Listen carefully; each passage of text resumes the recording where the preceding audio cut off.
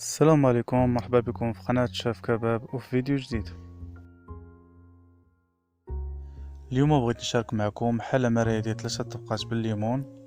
بالنسبة للناس اللي ما كيبغيوش يتحروا بالليل، هذه كتجي خفيفة بزاف في السحور.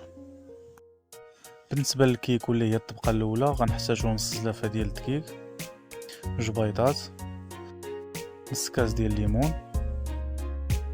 نص كاس ديال الزيت،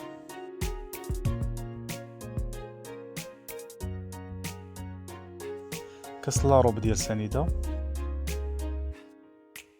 خمارة حمراء، ساشي فاني. كيف العادة البيض هو الاول،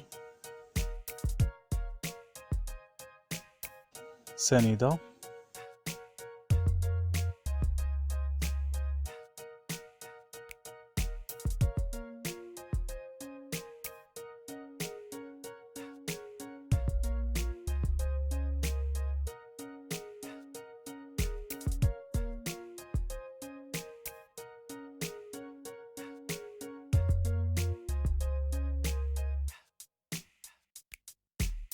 الزيت،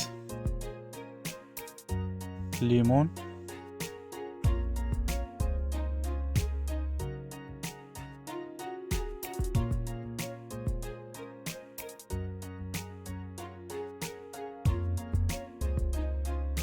خمارة حمراء،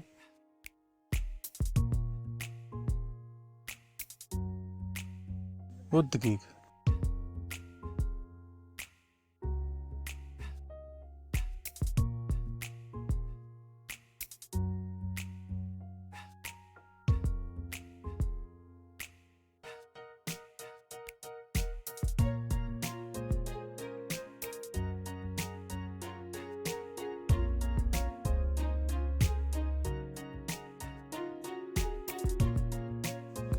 ونديروه في الفران على درجة مهيلة لمدة 20 دقيقة،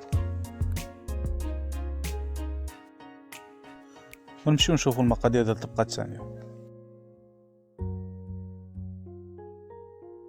غنحتاج 2 معالق كبار كريم باتيسير، فلون فاني، دانون طبيعي بلا سكر اللي هو مسوس، 4 المعالق سنيدة، نص لتر حليب، نديرو نص لتر حليب، سنيدة،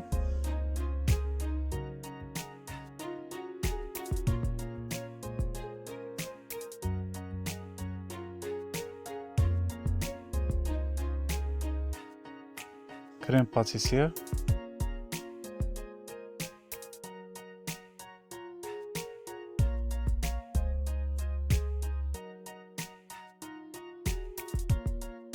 فلون فاني،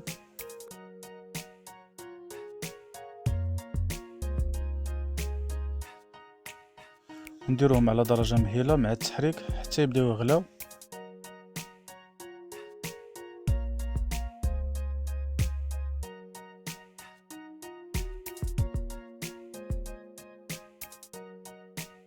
ملي نخرجوا الكيك من الفران غنحتاجوا واحد نص كاس ديال الليمون، غنديروا فيه فانيا وحده ونسقيو به ديك الكيك.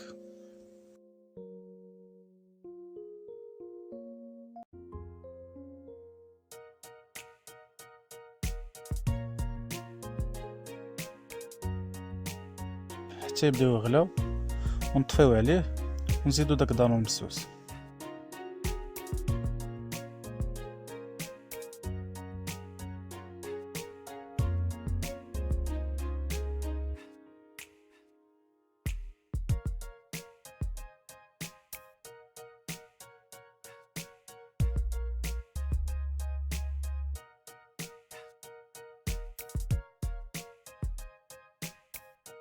ونمشيو نشوفو المقادير ديال الطبقة الثالثة اللي هي ديال الليمون.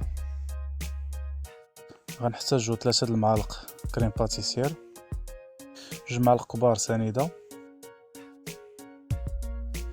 نص لتر ليمون، ساشي فاني وفلون فاني، ونديرهم في كاسرونة على عافية مهيلة ونبداو نحركو حتى يغلاو.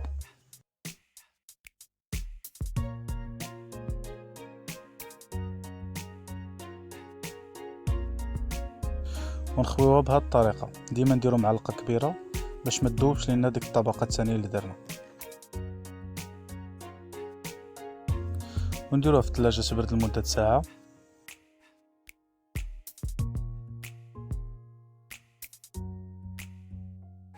وحاله مرايه ديالنا واجده بالصحه والراحه. الا كنتي اول مره كتشوف القناه ما تنساش دير ابوني وتفعل زر الجرس باش يوصلك ديما الجديد. خلي كومونتير ودير جيم، ونتلاقاو في فيديو جاي على قناه الشيف كباب. والسلام عليكم ورحمه الله.